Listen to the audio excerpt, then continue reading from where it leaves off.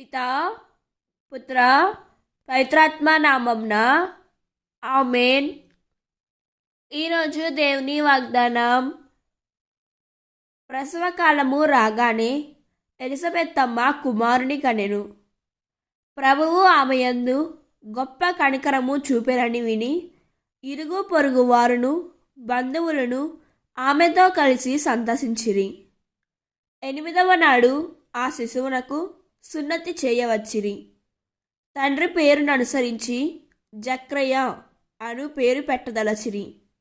కానీ బాలుని తల్లి వారితో, అట్లు కాదు, యోహాను అని పేరు పెట్టవలెను అని పలికెను.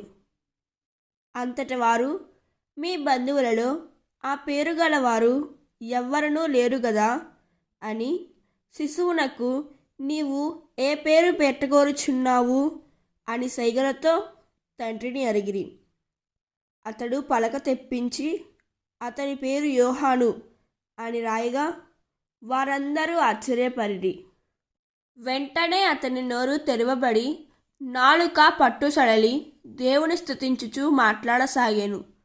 ఇరుగు పొరుగు వారు ఈ అద్భుతమునకు భయపడిరి. ఈ సమాచారము యూదయ పర్వత ప్రాంతములందటను వ్యాపించెను.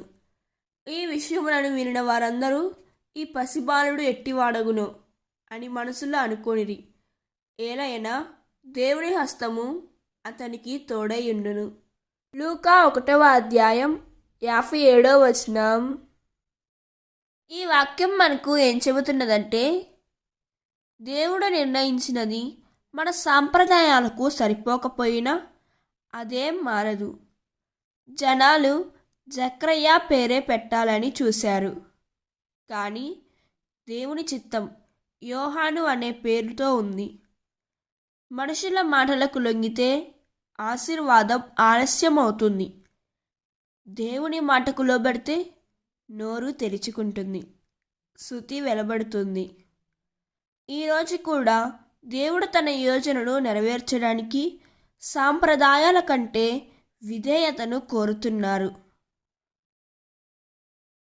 దేవుడు ఈ వాక్యం వింటున్న ప్రతి ఒక్కరిని దీవించునుగాక. ప్రార్థన. ప్రభువా, మా ఆలోచనల కన్నా నీ చిత్తమే గొప్పదని మేము అంగీకరిస్తున్నాం. మనుషుల మాటలకు భయపడకుండా మీ మాటలకు విధేయులమయ్యేలా మీ కృప మాకు దయచేయుము తండ్రి. ఈరోజు మా పనుల్లో ప్రయాణాల్లో తోడుగానుండండి యేసయ్య. ఈరోజు మా అందరికీ మంచి ఆరోగ్యమును దయచేయండి. ఈ రోజున మమ్మల్ని అందరినీ కాచి కాపాడమని అడిగి వేడుకుంటున్నాం తండ్రి. ఆమేన్. God bless you.